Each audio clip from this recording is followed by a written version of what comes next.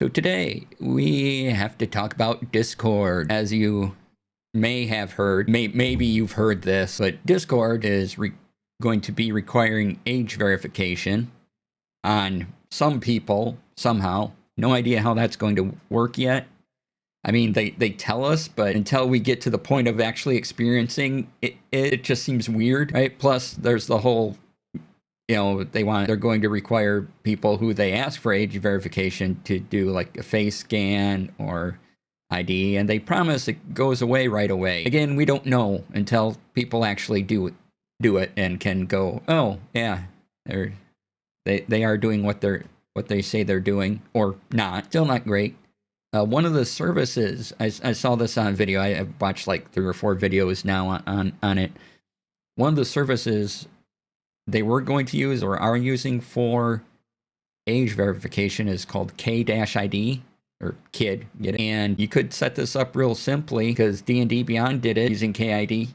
They just say put in your birthday, you do that, you hit the button, and you're done. You've verified your age. You don't need to use facial scan stuff. And then the whole conversation over why is age verification required by Discord in the first place? Where is that information going? Who has it? If it's going to a third partner, are they doing what they say they're doing? Plus, there's also the recent data breach, which these things happen, but it's still in recent memory because I think it was just October, and now a lot of people have rebuilt up that trust. So there are a lot of videos and things going out there about alternatives to Discord, and I wanted to bring up some of those. I haven't tried any of these. I'm probably not going to. I would actually like videos showing off the interfaces of all these sites before I go to one, and a little more description of what they do, because again, sometimes the sites themselves are not the best promotion of the thing. Here's an article from PC Gamer. They tested 3, so if you want to see what they recommend, do that. And hey, woo, Sandworm Raid! Thank you, Tanya, for coming on in, bringing your folks over. Welcome on in. Hey, hope the rest of Dune was fun. Thank you for the follow, Tactical Pinup. Appreciate that. Hey, everyone, I'm DC. Oh, I should do the thing. I don't remember if the button works for the thing. Wait, where's my button for the thing? Button for a thing. Look, I have a button. There it is. All right, let's see if this works. Yeah!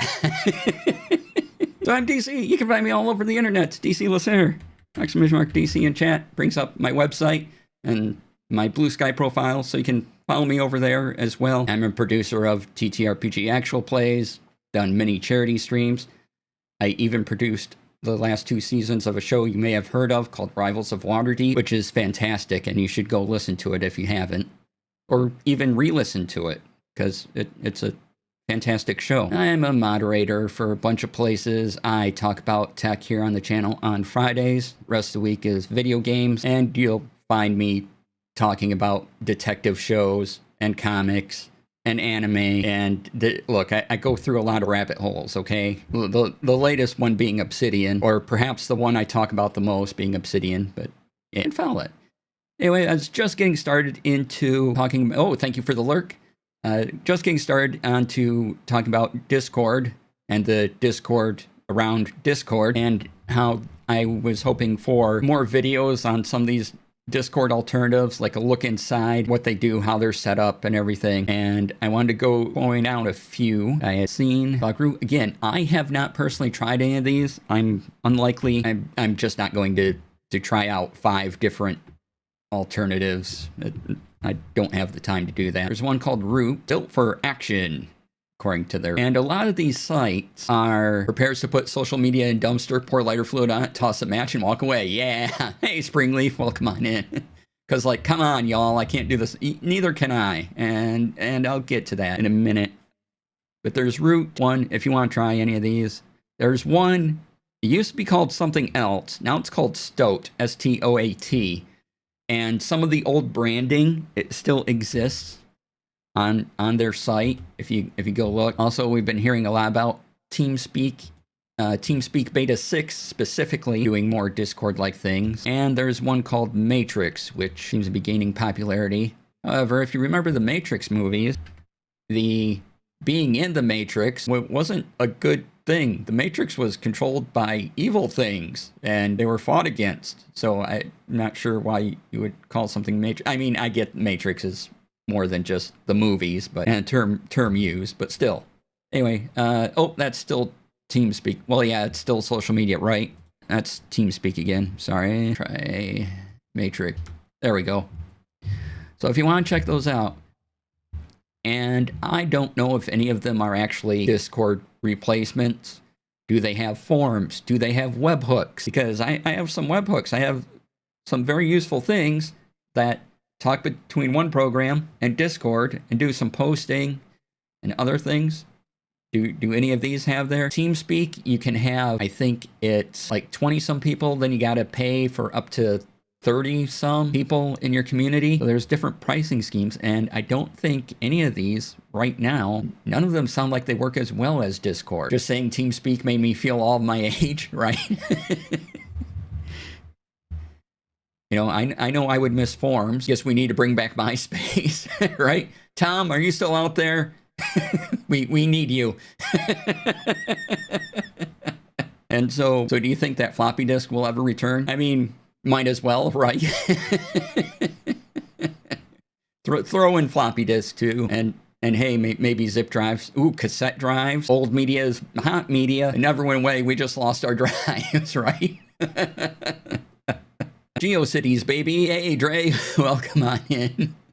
There is currently a website that does where you can make a website that looks like GeoCities. Don't have any of the 5-inchers.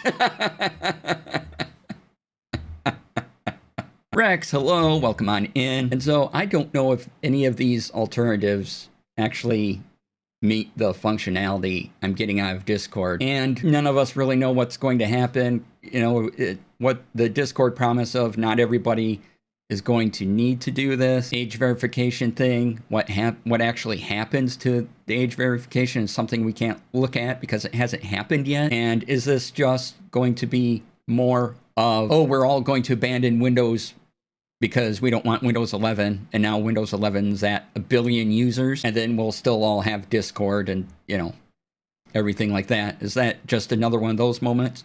Or will there actually be something that comes up as a replacement for those who don't want Discord? Now myself, I don't know if I could leave Discord because I am in a couple of large communities, you know, do stuff there. There's a lot. Companies have put a lot into their Discords, and to just move that, again, it's finding yet another social media platform, trying to recreate that experience that people are used to interacting with you now in another light, and just not having all of the same things. And let me catch up on chat here. You'll make your own GeoCities page and we can hang out there. Oh, I can sign your guest book and look at all the gifts? Nice. I want to go to Chrysocon's page. Feels like the endpoint of users made this place great, the owners killed it. It's coming faster and faster for social media platforms these days, right? Time to break out the old off server. Hey, Black Widow, welcome on in. Hello, Tari, welcome. All right, I also have this analysis of the situation. It's a clip from the This Week in Tech Network, does a show called Tech News Weekly, and they divide up some of their interviews into smaller clips. And this is one with one of the writers from The Verge that was covering it. So if you want a little more analysis, here's a video they did with host Micah Sargent. And yeah, check that out. One thing about Stode is that on their page, when I hit the discovery button, my malware blocked that link for riskware. Oh, I just lost a headphone. Excuse me. Oh, wow, yeah. And so there are all these alternatives, and some people are using them. But again, these sites also kind of don't have any trust built in either, because we're just finding out about them. You know, they're new to us. I'm sure they're seeing some influx, and sometimes maybe people just need TeamSpeak so they can talk to a few friends online, and that's how they use Discord. But some of us have built whole communities, and we have a lot of things in our Discords now, and that's not easily transferable anywhere. Yeah, a new site that appears just when you need a new place to think about feels off. Yeah. And so it may not be a thing. Like I said, you know, there's going to be people who stay with Discord. We'll eventually find out if Discord, how the info Discord's collecting, if they get it from you, is being used, and then everyone's still on Discord. Just like I said earlier, everyone was going to leave Windows because Windows 11, but Windows 11 has 1 billion users, so I don't think that's happening. As opposed to sites developed that have been shitposting for 5 years and no one joined, yeah, TeamSpeak might be better to have a server dedicated for it, but again, that means a cost and maintenance, also a license, depending on the number of users you need, and that's rapidly becoming the issue, yep, and need to pay to host your space, yeah. Starting a GoFundMe for server costs and maintenance, right? Like, I want to make a community, fund it, because it's not like streamers are making money. Exactly. It's like, yay, we're traveling to the kitchen. Getting snacks. 2 friend communities can share a server and the cost. Yeah, and that also relies on coordination. And many of us have put together TTRPG sessions, and we know what that is. Ooh, tray bake. Late lunch, early dinner, who knows? So yeah, I wanted to go over a list of alternatives. Again, no idea if any one of them will pick up or if any one of them actually has to, but they're there if you want.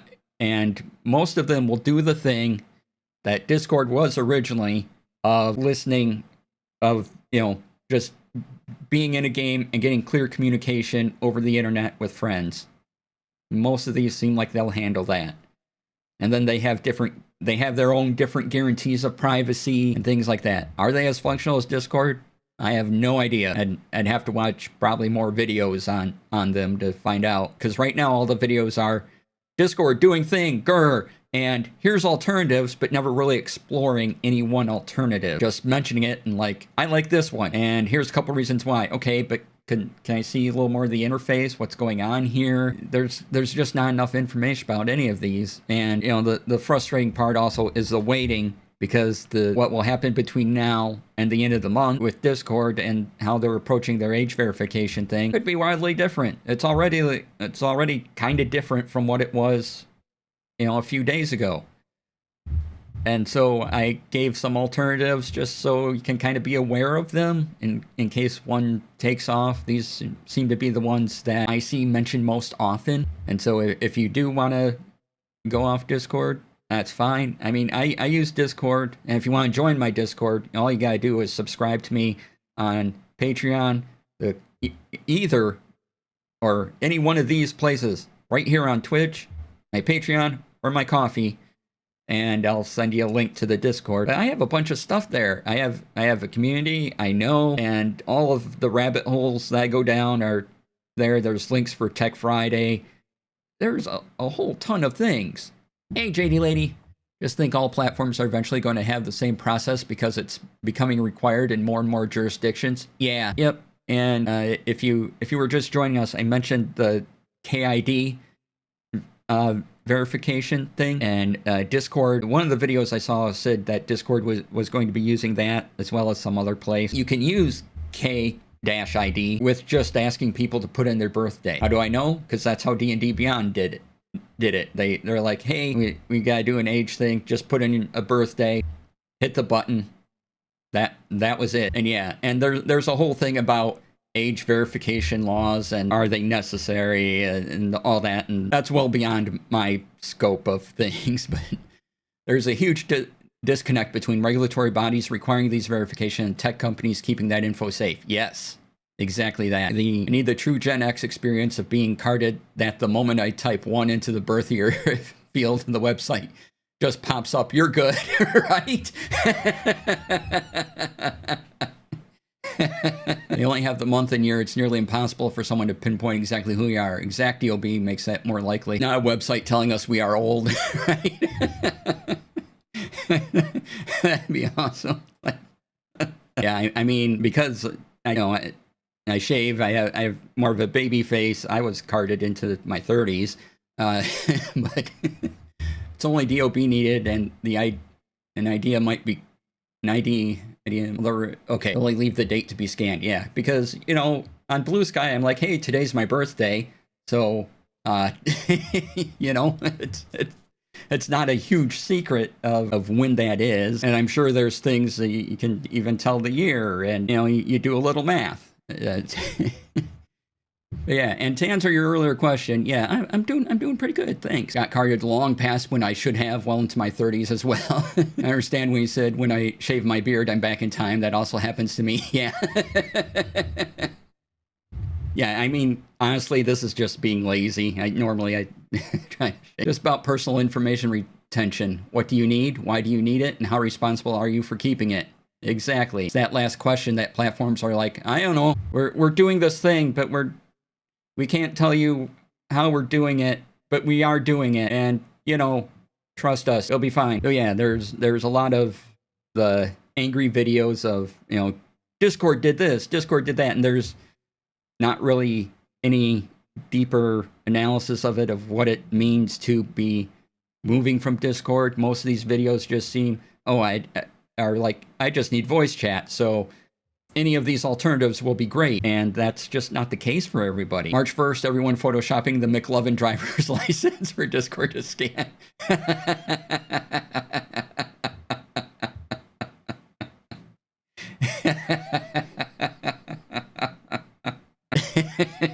Like, why do all these pictures look the same? Don't worry about it. We're not supposed to worry about what you're doing with our info, so don't worry about the info we give you. Wonderful reason the videos aren't diving deeper, because there really isn't a good alternative, and that doesn't make for good video content. Exactly. I really should make a deeper voice button for content, just to modify my voice. I don't think I have one. That I have a pitch up, but I don't have a pitch down. Have to make one of those. Wait. Right? Yeah, I use the emote, the little TM. Of course, one of my favorite ways of expressing content was one that Nick came up with, which I'm typing out now. Oh, that should be a closing bracket, but herb content / herb. You get the point. You always hear that voice in the Muppets voice, Sam Eagle, right? And he furrows his eyebrows. Like, content. That'd be amazing. So if you want to talk more about Discord and things like that, feel free to put it in chat. But I had more to talk about. So moving on, there's been some activity recently along the app protocol, which is what Blue Sky runs on, and it's the federated experience thing. And so there's a group of sites that have come together and said, we're kind of doing the same thing, though we have our differences and our different theme. Let's come up with a set of standards that uses the app protocol, but makes it easy for people to use the site. The all-terrain armored transport protocol. Oh, sorry, that's the AT-AT protocol.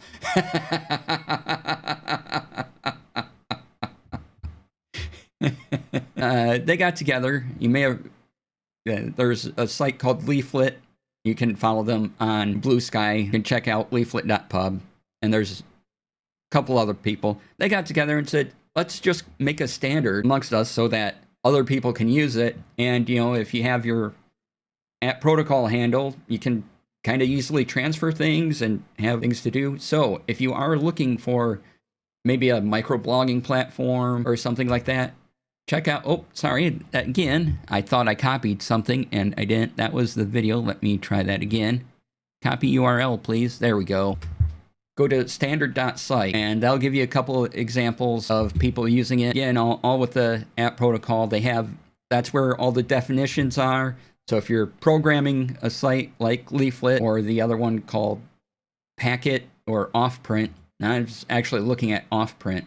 They're kind of pretty, but it is Offprint claims to be a publishing infrastructure for the open web. Easily build your audience, monetize your work, and take it all with you if you ever move. So that's kind of what Offprint and Leaflet and other places are doing with the standard. Is like, hey, we're all kind of doing the same thing. Let's standardize some of this. And the reasons for that and everything you can find on the site. And Leaflet looks pretty charming. I signed up to try to get into are they calling it a beta? Oh, I signed in for the wait list for Offprint just because I want to try it out and what the features are. But yeah, being able to take your info, and speaking of Discord and moving info, having these standards means if something happens or you don't like the experience, the idea is you can more easily move that that information between places all on the @ protocol, which is what Blue Sky uses. So if you're on Blue Sky, you're already using the @ protocol. And if you want to see Leaflet, there's their Blue Sky and there's their home site. Once you go on their home site, you do have to click Discover, because it's like, hey, write a thing. But if you click Discover, you can see what people are doing with Leaflet right now. But yeah, that's just charming. Okay, I missed a comment. Another alternative I saw on Discord server was Steam chat groups, but again, I haven't tested it. Yeah, I saw that too. I thought that was a interesting combination of things. All right, time we got. Oh, we're doing good on time. All right, we're gonna move on to Obsidian, because of course we are. And the latest Obsidian beta, if you're in the Obsidian Catalyst program, you get access to the stuff they put out in beta. But they have a command line interface, CLI, that they're testing out, and they say you can use all of Obsidian using the CLI. So there's the information going over all that. So if you like command line interfaces, or you need one for some reason, Obsidian's making it.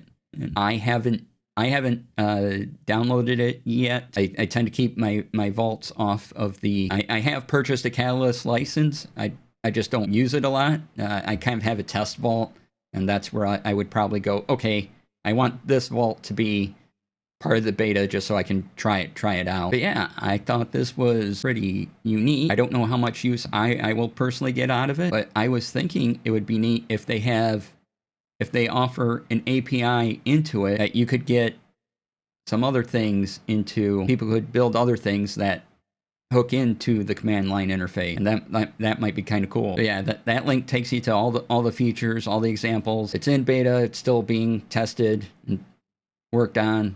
So if you want to be a part of testing it out, get a Catalyst license for Obsidian, you can test it out. Once it comes out in full, I'll give it a go proper.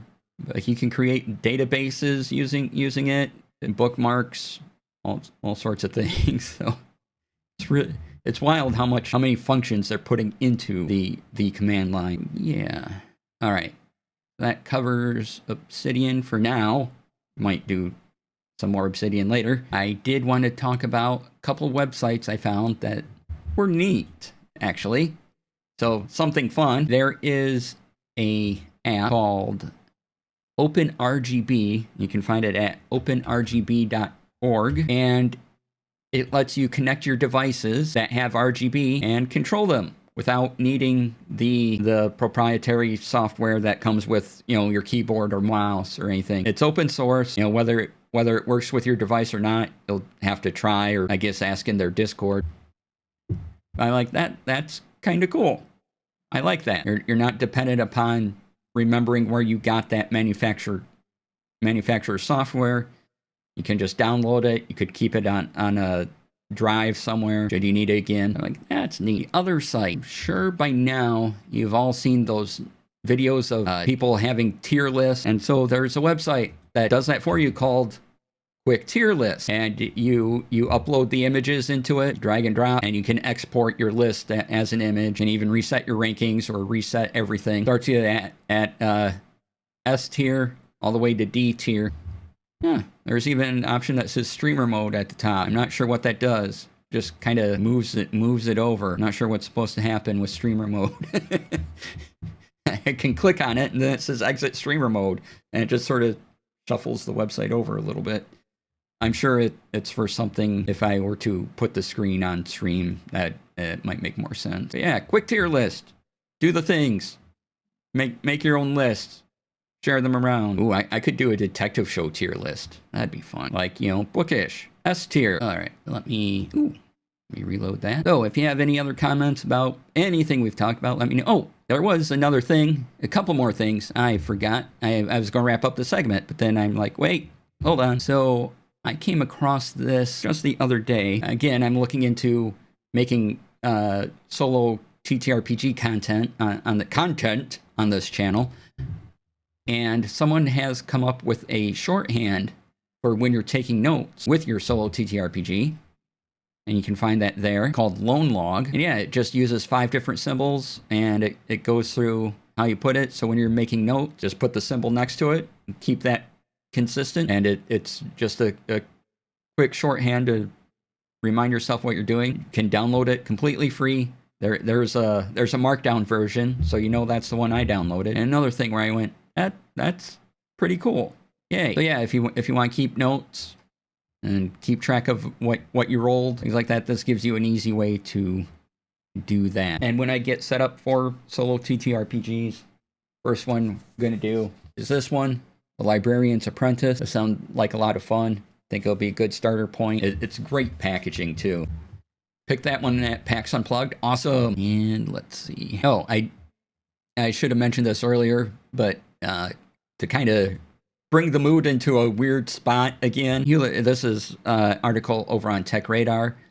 HP, Hewlett-Packard, I don't know if they call themselves Hewlett-Packard still, but HP is renting game laptops. That's right, you can now rent a gaming laptop. Whether that's actually worth it to you and the cost over time, I can't tell you that. But I'm looking at these and like, it doesn't seem like a great deal since RAM prices are more than a car payment, right? And if you don't do their monthly payment, they do have a thing on the laptop that they're like, oh, you didn't pay, so we're going to shut down your machine. So just be aware that exists in these as well. Should you not pay your bill, worry that's a lot of people. Yeah, people's in game for PCs. Yep. Yeah.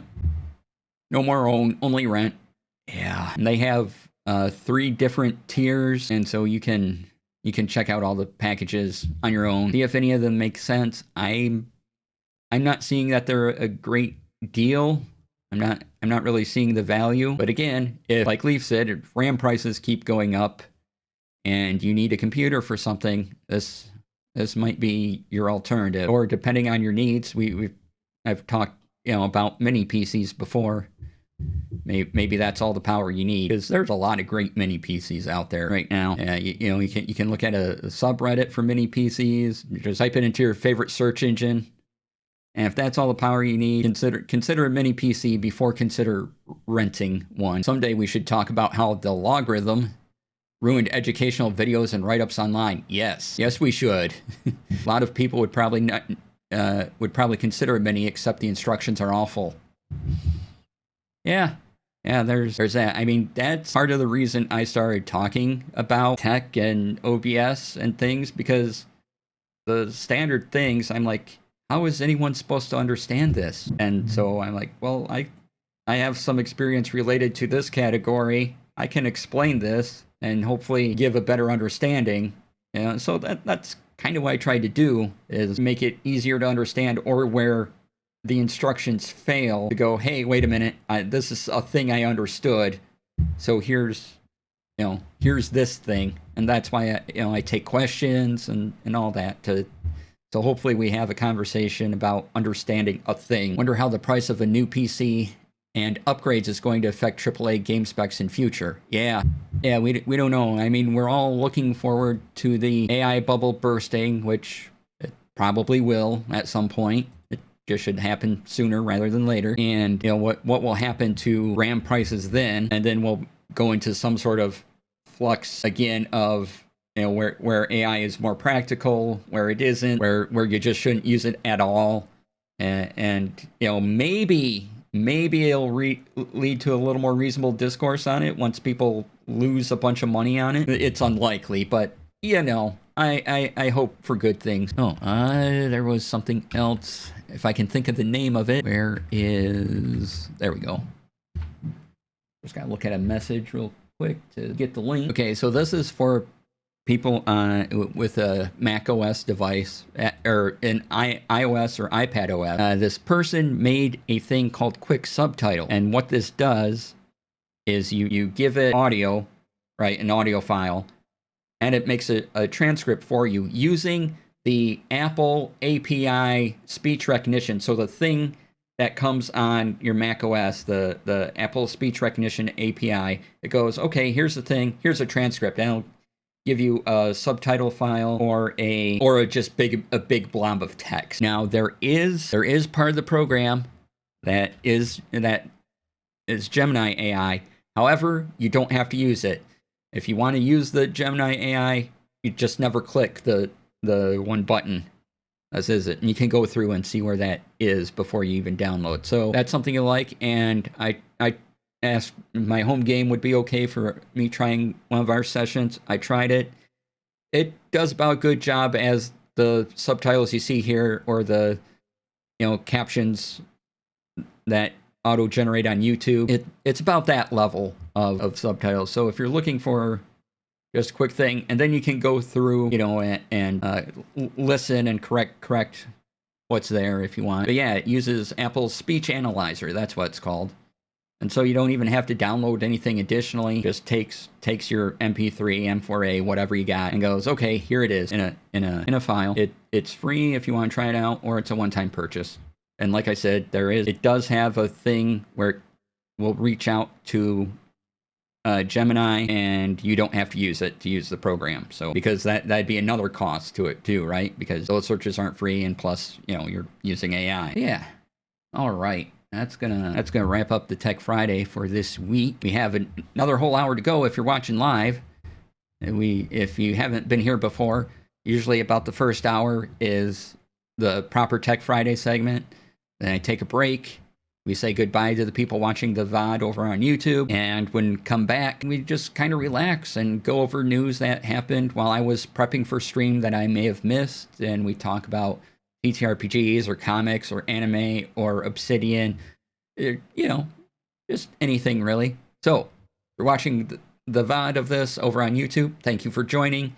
Really appreciate it. Hit that like and subscribe button down below. That helps me out tremendously. And leave a comment. Maybe include an emoji, like a thumbs up or 2 thumbs up. It'd be even better. And I'll see you all next week.